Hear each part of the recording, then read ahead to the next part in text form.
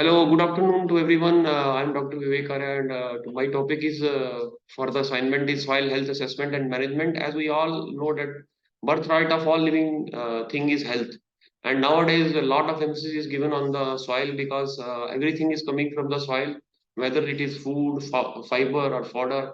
So there is a direct relation between the health of the human being and health of the soil. That is why Albert Howard in 1940 he said, "Healthy soil makes healthy crops, healthy people, and a healthy society."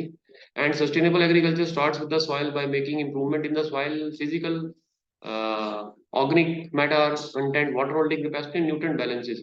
Because these are the three intricacies: physical, chemical, and biological properties, which ultimately make a web of the soil health. Many agriculture systems are under threat because soils have been damaged or simply ignored. And since we all know that soil is a natural body, we cannot produce artificial soil. But unfortunately, the systems, high intensification systems, because of that, they are under threat. The new term soil quality and soil health can be used interchangeably because term soil quality is favored by the scientist and soil health is favored by the farmer. But that can be used interchangeably. Normally, they are used interchangeably. Soil quality is preferred by the scientific community, the scientists which are working on the analytical part, whereas the soil is preferred by the farmers. It is a descriptive. Soil is porous. Soil is color of the soil, or the direct value judgment that you can say that soil is having a high water holding capacity. Soil doesn't look nice. So long-term management of soils to maintain productivity either through adequate nutrient supply or maintenance of good physical, chemical, and microbial condition is a challenge in itself because it's not an easy thing. Even if you are maintaining the soil physical, chemical, and biological properties for 10 years, just for 1 year, if you are skipping, that parameter will come down and it will affect the soil quality. And self-contained is a challenge to maintain it for a longer term because we have to maintain the sustainable agriculture system. Similarly, the organic matter is very important nowadays. Even our you can say the honorable prime minister has given a lot of emphasis on the organic farming, and because of the fact that organic farming and natural farming they increase the organic matter. So fertility, erodibility, and compactability, they are the pillars of soil quality, three pillars on which the soil quality stands. Similarly, essential plant nutrient, nitrogen proneness, and hydro holding transmission properties are general measures. The organic matter, it forges the alliance between all these three parameters: fertility, erodibility, compactability, physical, chemical, and biological property. So soil organic matter is very important. As a field without manure is as useless as a cow without a cow. It's an ancient Telugu proverb. Similarly, no fodder, no cattle, no manure. It's an ancient Tamil proverb. Even in our Atharva Veda, it is written that rich in manure, rich in food. So you can say organic matter plays a very vital role. We have to adopt certain properties like farmyard manure, addition of the farmyard manure. Similarly, in agriculture, topsoil, it is usually 0.1 to 0.6%.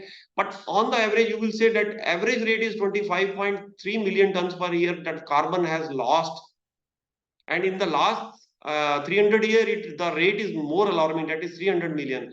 Similarly, 760 million ton during the last 50 years because of the intensive agriculture. Anthropogenic reasons for SOM losses are the tillage practices which the farmer and the scientists we are prescribing, like the mismatch of land and land use.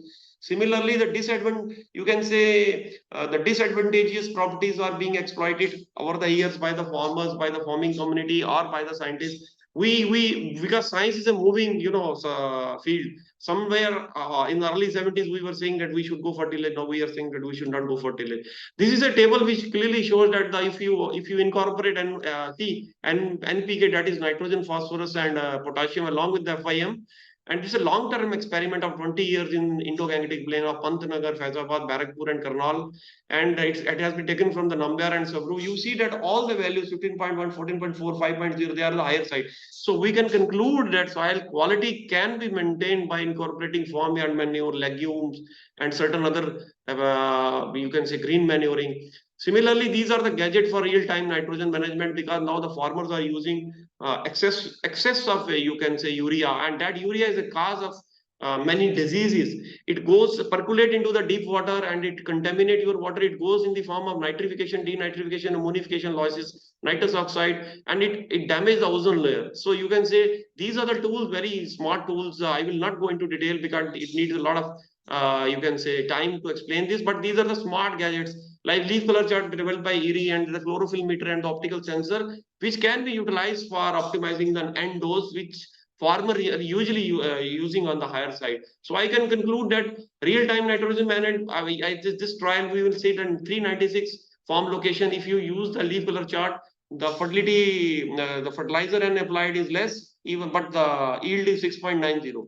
So I will conclude the challenge is to precisely monitor the soil health parameter, change nutrient management practices, and innovate that soil health is not deteriorated because soil is a natural body.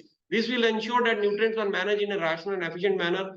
And this is equally valid for nutrient other than nitrogen. All the nutrients like phosphorus, potassium, they are very important. Even micronutrient like zinc and all these. So I will say that I can conclude that soil quality is interrelated to our soil health, and soil health is having a direct relation with the human health, anthropogenic health, because everything which is coming from, you can say, the from the soil to your dining table.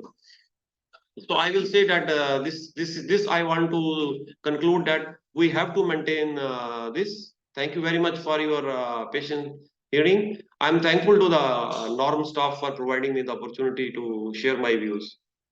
Thank you. यार record कैसे करना है इसको वो आया ही नहीं ना